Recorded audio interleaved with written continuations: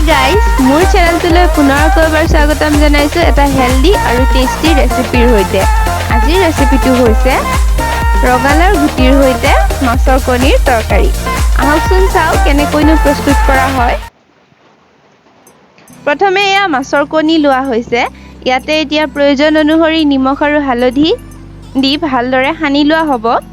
আৰু এয়া মন কৰকচোন, মাছৰ কণীৰ যোনখন নিজস্ব জাল থাকে সেই জালখন ভাঙি দিয়া নাই, কাৰণ ভাঙি দিলে মাছৰ কণীবিলাক ভজা সময়ত ছিটিকি যায়, সেইবাবে।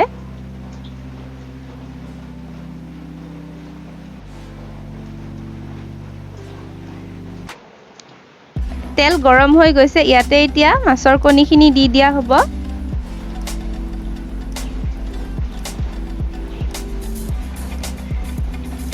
যিহেতু মাছৰ কণীৰ জালখন ভাঙি দিয়া নাছিলে সেইবাবে এয়া চাওক, কণী কোনোফালে ছিটিকা নাই।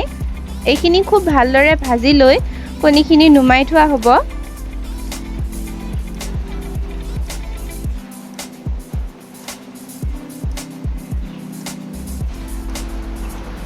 এই ৰেচিপিটো আচলতে মোৰ মায়েহে বনাই আছে।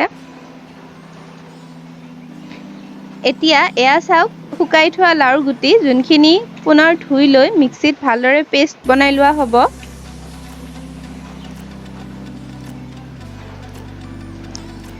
আৰু দুটা বিলাহী, এটা পিঁয়াজ, 4 ফুট নহৰু, আদা আৰু জলকীয়া এটা, এইখিনিৰো পেষ্ট কৰি লোৱা হ'ব।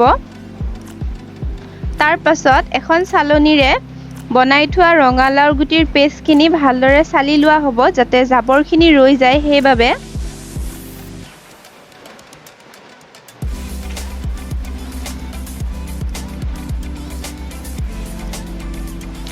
এতিয়া কেৰাহী এখন গৰম হ'বলৈ দি তাতে প্ৰয়োজন অনুসৰি মিঠাতেল দিয়া হ'ব।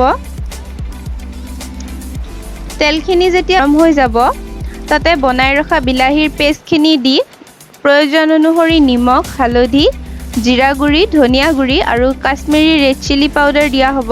কাশ্মীৰী ৰেড চিলি পাউডাৰটো অপচনেল হয়।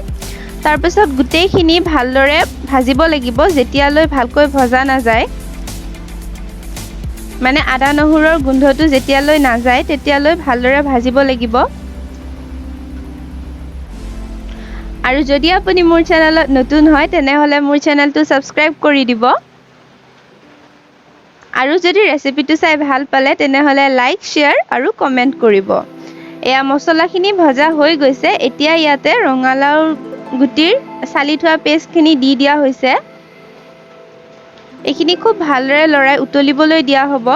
যেতিয়া উতলি যাব, তাতে ভাজি থোৱা মাছৰ কণীখিনি দি অলপ লৰাই পানীখিনি আচলতে নহয়, জোলখিনি ডাঠ হোৱালৈ ৰাখিব লাগিব।